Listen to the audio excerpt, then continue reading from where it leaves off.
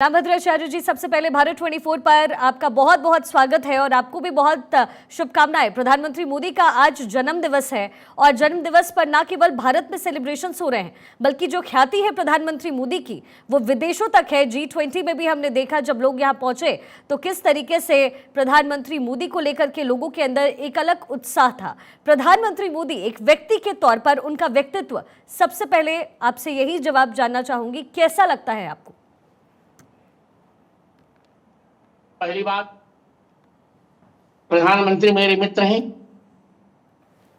उनके 73वें जन्मदिन पर उनको अनंत अनंत शुभकामनाएं। मैं तो यही कहूंगा, तच्चक्षुर्देव हितम पुरस्तात् शुक्रमुच्चरत पश्येम सरदशतम जीवेम सरदशतकम श्रेणियाम सरदशतम प्रब्रवाम सरदशतम अधीनाशाम सरदशतम भूष्य सरदशतात्। प्रधानमंत्री मोदी जी का व्यक्तित्व एक ऐसा अनूठा व्यक्तित्व है जिसे मैं कहूंगा उसमें एक सम्मोहन है। भयंकर से भयंकर व्यक्तित्व उनके सामने आकर उनके चरणों में घुटने टेकने के विवश हो जाता है। आप जानती होंगी, एक दिन वो भी था जब प्रधानमंत्री के लिए अमेरिका ने वीजा पर बैन लगा दिया था। आज वही अमेरिका प्रधानमंत्री का उतना सम्मान करता है जितना कोई समझी दामाद का भी नहीं करता हुआ। तो उनके व्यक्तित्व में एक जादू तो है, एक करिश्मा है जी, क्योंकि वे राष्ट्र के लिए समर्पित है। एकदम राष्ट्राय नमः। जी स्वामी जी, हिंदुत्व को लेकर के चर्चाएं तो हमेशा भारत में होती रही है, लेकिन हिंदुत्व को जिस तरीके से प्रधानमंत्री मोदी ने आगे बढ़ाया है और आज एक बार फिर से भारत बनाने का जिक्र किया जा रहा है। इंडिया इस नाम से हमारा देश तो जाना जाता था, लेकिन भारत के नाम से जाना जाए, ये विजन प्रधानमंत्री मोदी का था। और हिंदुत्व को लेकर के भी आपका क्या कहना है?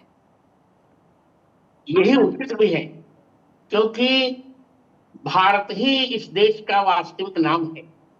इंडिया तो अंग्रेजों ने नाम रखा, और भारत जब से सृष्टि चली तब से इस देश का नाम भारत है। हमारे जम्बू द्वीप के 9 खंडों में इस खंड का ही नाम है भारत। इसे कहा जाता है श्री श्वेतवाराः कल्पे वैवस्वतमन्वन्तरे कलियुगे तत्प्रथमजननी जम्बू द्वीपे भारते वर्षे भारते खंडे। तो मोदी जी का यह सोचना देश के अनुरूप है, देश के स्वाभिमान के अनुरूप है, देश की परंपरा के अनुरूप है, देश की संस्कृति के अनुरूप। जी, सनातन को लेकर के भी स्वामी जी, अभी हमने देखा कि पॉलिटिक्स बहुत हुई है सनातन धर्म को लेकर के। किसी ने कोरोना से इसको रिलेट कर दिया, महामारी बता दिया, लेकिन सनातन धर्म जिसके लिए कहा जाता है कि ना आदि है ना अंत, कहाँ से उत्पत्ति भी पता नहीं, इसलिए सबसे ज्यादा पुराना अगर कोई धर्म माना जाता है तो वो सनातन धर्म माना जाता है। लेकिन सनातन धर्म को सामने रख करके इस पर खूब वोट बैंक की राजनीति हो रही है। मैं तो यही कहूंगा, विनाश काले विपरीत बुद्धि। विपक्ष का विनाश काल निकट आ गया है और इंडी अलायंस समाप्त होने की कगार पर है। इससे उसको ऐसी कुबुद्धि आ गई। सनातन धर्म का जो नाश करने का सोचे वो उनका निरंतर सदैव उनका नाश हुआ है। चंगेज खान की कतारें सनातन धर्म को नहीं नष्ट कर पाई, औरंगजेब की तलवारें नहीं नष्ट कर पाई, अंग्रेज नहीं नष्ट कर पाए, अकबर का दीन इलाही धर्म नहीं नष्ट कर पाया।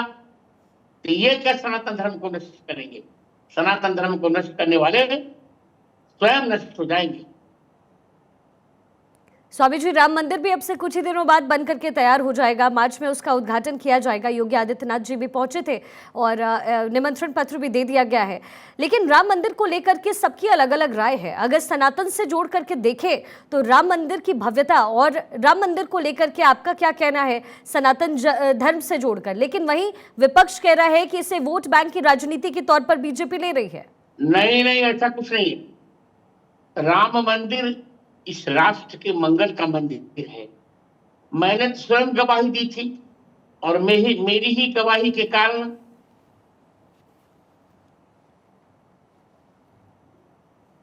हुआ। राम मंदिर भारत माता के स्वाभिमान का मंदिर है और मार्च में ही उद्घाटन हो रहा है जी। महोदया। ये 22 जनवरी को इसका उद्घाटन होगा। 22 जनवरी को ही रामलला जी गर्भगृह में प्रवेश करेंगे। और संयोग ये है कि उसी समय मेरा अमृत महोत्सव भी अयोध्या में मनाया जाएगा जी 14 जनवरी से 22 जनवरी तक। जी उसी समय मेरा 75वां वर्ष पूर्ण प्रारंभ होगा। उसी समय राम मंदिर का उद्घाटन होगा। हम्म ये वोट की राज बैंक नहीं है। वोट बैंक की राजनीति नहीं है। ये भारत के स्वाभिमान की राजनीति है, भारत की अस्मिता की राजनीति है। क्योंकि भारत में राम है। यदि भारत से रन निकाल दिया जाए तो भारत भात बन जाएगा और लोग खा जाएंगे इसको। कई अहम मुद्दों पर स्वामी जी प्रधानमंत्री मोदी ने काम किया, वो 3 तलाक का मुद्दा हो या फिर वोट साधने की कोशिश में विपक्ष की तरफ से यही कहा गया कि मुसलमानों को दरकिनार करने की कोशिश पीएम की तरफ से हो रही नहीं, है। ऐसा कुछ नहीं। इसका उत्तर मैं दे रहा हूं। मुसलमानों की, महिलाओं के स्वाभिमान की जैसी रक्षा मोदी सरकार ने की उसे कोई कर नहीं सकेगा।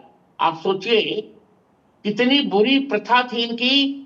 25-25 बच्चे पैदा कर लें और उसके बाद उनको 3 बार तलाक करके छोड़ देंगे, यूज एंड थ्रो। तो प्रधानमंत्री ने इस गंदी परंपरा को हटाया और ट्रिपल तलाक की परंपरा पर संवैधानिक रूप से प्रतिबंध लगवाया। संसद में बिल पास करके उसको उसमें प्रतिबंध लगवाया। ये बहुत बड़े स्वाभिमान। ये मुसलमान महिलाएं सोते तो उनके जीवन में नवीन प्राण फूंक दिए प्रधानमंत्री की व्यक्तित्व ने। स्वामी जी मुसलमानों को जी एक क्षण, मुसलमानों को कभी दरकिनार नहीं किया गया। कोई भी प्रधानमंत्री का कार्यक्रम मुसलमानों के विरुद्ध नहीं है। यहाँ सबको रहने का अधिकार है महोदया। सह अस्तित्व की भावना में विश्वास करते हैं, पर बाबर का होकर यहाँ नहीं रहना पड़ेगा। यहाँ यदि रहना है तो रघुबर और यदुबर का होकर रहना पड़ेगा। यहाँ वही रह सकता है जो वंदे मातरम पर विश्वास करता है, जो भारत माता को अपनी मां मानता है। और जो वंदे मातरम नहीं कर सकता, जो राष्ट्रगान नहीं गा सकता, ऐसे धर्म को हम नहीं स्वीकार सकते, न स्वीकारना चाहिए। स्वामी जी, सनातन धर्म को वो धर्म कहा जाता है जो सबको साथ लेकर के चले। जितना सनातन को समझने की कोशिश की गई, सर्वधर्म सर्वोपरि हो, यही कहा जाता है सनातन को लेकर। लेकिन ये जो विपक्षी पार्टियां हैं, क्या आपको लगता है कि सिर्फ वोट बैंक के लिए ये सनातन को कहीं ना कहीं नीचा दिखाने की कोशिश कर रही है, लोगों को बांट रही है? 2 बातें। पहली बात तो सोची समझी इनकी रणनीति है, शरारत है सनातन धर्म को नष्ट करने की। और दूसरी बात, इस सनातन धर्म के मूल सिद्धांतों को समझ नहीं पाए। वेद सनातन धर्म का मूल मंत्र है संगच्छध्वं संवदध्वं संभो मनांसि जानताम देवा सर्वे यथा भागम यथा पूर्वम उपासते। एक साथ रहो, एक साथ चलो, एक स्वर में बोलो, एक चिंतन करो। जैसे संपूर्ण देवता विभिन्न होकर के भी यज्ञशाला में एक वेदिका पर आकर यज्ञ में भाव ग्रहण करते हैं। ये सनातन धर्म की अवधारणा को समझ गया होता विपक्ष तो ऐसी गलतियां ना करता। और कुछ लोग समझ कर भी गलती इसलिए कर रहे हैं, उस स्टालिन के कहने पर सनातन धर्म को नष्ट करना चाहते हैं, पर ऐसा होगा नहीं। इंडी गठबंधन का एंड होकर रहेगा और सनातन धर्म इसी प्रकार अपनी बुलंदियों पर जाता रहेगा। स्वामी जी, तो यानी सनातन धर्म का जो मुद्दा उठाया है विपक्ष की तरफ से और उन्होंने इसको मुद्दा बनाने की कोशिश की है, कि आपको लगता है कि 2024 में, माफ कीजिएगा 2023 में ये बड़ा नुकसान उन्हें होगा? उन्हें 2023 में भी नुकसान होगा और 2024 में भी नुकसान होगा। ये धराशायी होंगे। अब सभी सनातन धर्मी एक होंगे। अब तो सनातन धर्म, अब मैंने कहा ना कि अब ये लड़ाई कांग्रेस भाजपा की नहीं है, ये लड़ाई मोदी कमलनाथ की नहीं है, ये लड़ाई मोदी और राहुल गांधी की नहीं है। अब ये तो लड़ाई है धर्म और अधर्म की, और निरंतर अधर्म हारता है और धर्म जीतता है। क्या प्रधानमंत्री मोदी स्वामी जी सनातन धर्म को जिस तरीके से आगे बढ़ा रहे हैं, क्या एक कोशिश उनकी तरफ से विश्व को भी जोड़ने की हो रही है सनातन धर्म को लेकर? हमारा सनातन धर्म ही कहता ही है, कृण्वन्तो विश्वमार्यम, संपूर्ण विश्व को अपने आंचल में समेट लो। और यही गोस्वामी जी रामचरितमानस में गोस्वामी तुलसीदास जी करें, सी राम में सब जग जानी, करो प्रणाम जोड़ जो पानी। स्वामी जी, इस बार G20 कार्यक्रम का आगाज किया गया यहाँ भारत में, भारत ने उसकी अध्यक्षता की। वसुदैव कुटुंबकम, यानी पूरी दुनिया एक परिवार की तरह है, यही उसका मोटो रखा गया और पूरी दुनिया ने इसको सराहा भी। हालांकि कुछ सवाल भी उठाए गए, लेकिन सराहा गया दुनिया को। क्या आपको लगता है कि जिस तरीके से विश्व भर को जोड़ने की कोशिश की जा रही है, प्रधानमंत्री मोदी कर रहे हैं, क्या सनातन यही करता है?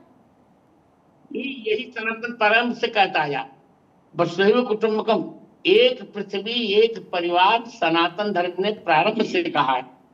अयम लघु परश्चेति गणना लघु चेतसाम, उदार चैतानाम तो वसुधैव कुटुंबकम।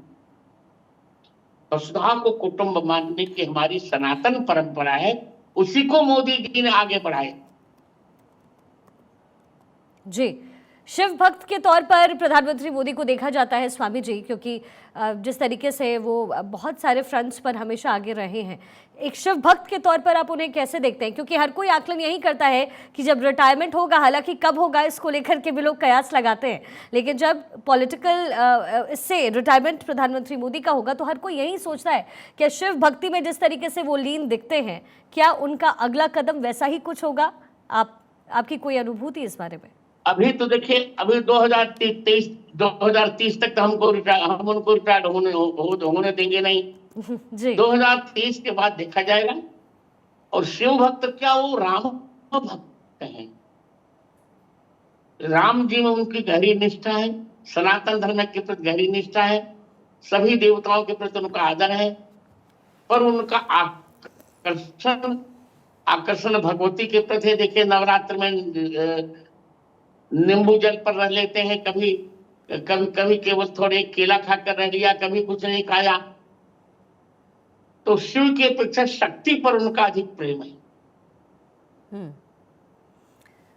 स्वामी जी, चूंकि लगातार ज्योतिर्लिंगों के कायाकल्प की भी तैयारी प्रधानमंत्री मोदी की तरफ से हो रही है और ये कोशिशें रंग भी लाई है, लेकिन कुछ लोग अभी भी ऐसे हैं जो इसमें बाधाएं उत्पन्न कर रहे हैं। तो हाथी बाजार चलता रहता, कुत्ते भौंकते रहते हैं, इनका कोई अस्तित्व नहीं हुआ करता।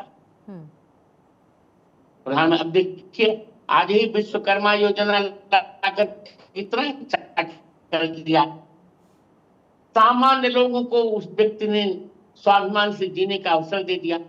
कितना अच्छा कार्य हुआ। और इस बार 73वां वर्ष पूर्ण कर रहे, आज अभी उनके 73वां वर्ष उनका आज पूरा हुआ। मेरा भी 14 जनवरी को पूरा हो चुका था जी। मैं बहुत बहुत बधाई दे रहा हूं उनको। और 27 होकर के भारत के इसी प्रकार भारत की स्वाभिमान को शिखर पर ले जाते रहे, यही मेरी शुभकामना है। स्वामी जी, राजनीतिक विषयों पर आप काफ़ी ज़्यादा मुखर रहते हैं। एमपी में भी आने वाले दिनों में चुनाव है, लेकिन क्या आपको लग रहा है कि बीजेपी का पलड़ा वहां भारी है? क्योंकि लगातार सनातन को लेकर के विपक्ष कह रहा है कि बीजेपी वोट बैंक की राजनीति कर रही है, फायदा उन्हें ही मिलेगा, लेकिन ये तो विपक्ष भी कर सकता था। ऐसा नहीं, ये तो संयोग है, नहीं तो उदयनिधि इस समय बयान क्यों देता? खरबला ये लोग रहे, हम तो नहीं। बीजेपी सावधानी से अपना काम कर रही बेचारी, खरबलाए रहे हैं, खरबड़ी इनको मची हुई है, बौखला ये है। क्यों सनातन धर्म के प्रति उल्टा बयान दे दिया गया? तो अपने पांव में स्वयं कुल्हाड़ी विपक्ष मार रहा है। अब तक तो जो कुछ होता, अब तो बीजेपी का पलड़ा चारों राज्यों में भारी पड़ रहा है। राजस्थान में भी, छत्तीसगढ़ में भी, मध्य प्रदेश में भी, मिजोरम में भी। और अगला चुनाव भी मोदी के पक्ष में जाएगा, लोकसभा का भी। लेकिन रामभद्राचार्य जी, आपने जैसे कि कहा, आपने छत्तीसगढ़ का जिक्र कर दिया, राजस्थान का कर दिया, और मध्य प्रदेश को लेकर के भी आपने कहा कि वहां सनातन धर्म वर्सेस अधर्म की लड़ाई है, वही चुनाव है। लेकिन फिर भी विपक्ष की तरफ से कहा जा रहा है कि बहुत विधानसभा के चुनाव तो वो आप जीत रहे हैं, यहाँ जो लोगों को मुद्दा चाहिए वो विकास के काम पर चाहिए, लेकिन इल्जाम और आरोप उनका बीजेपी पर यह है कि सनातन धर्म को लेकर के वो तमाम मुद्दों को छोटा बना देते हैं। मैं कह रहा हूं ना कि सवाल को ये छोटा बनाना हम नहीं बना रहे। बीजेपी तो विपक्ष विकास की ही बात कर रही थी। सबका सबका साथ, सबका विश्वास, सबका प्रयास, सबका विकास। पर अनर्थ तो ये कह रहे, बताओ आज तक के इतिहास में पत्रकारों पर प्रतिबंध लगाते हमने कभी नहीं देखा। 14 एंकर्स पर इन्होंने प्रतिबंध लगा करके अपनी छोटी मानसिकता का परिचय दे डाला। पत्रकार एक गाय के समान होता है, उसको जब चारा नहीं मिलेगा तो इनका सर्वनाश होकर रहेगा। कितनी छोटी बात, आज तक हमने तो कहा इंदिरा की इमरजेंसी के बाद ऐसा देख रहा हूं मैं, 14 पत्रकारों का इन्होंने बहिष्कार कर डाला। इससे क्या बिगड़ा उनका? ठीक है स्वामी तो ये जी स्वामी जी, बहुत बहुत शुक्रिया आपका हमारे साथ जुड़ने के लिए। और तो देखिए किस तरीके से सनातन धर्म हो या फिर वो तमाम मुद्दे हो जो 2024 में साधने की कोशिश की जा रही है। रामभद्राचार्य जी इस वक्त हमारे साथ मौजूद थे और बहुत ही बड़े तरीके से और बड़े पैमाने पर कैसे इस तमाम मुद्दों को लाने की कोशिश विपक्ष कर रहा है और सरकार की तरफ से कैसे मास्टर स्ट्रोक खेला जा रहा है।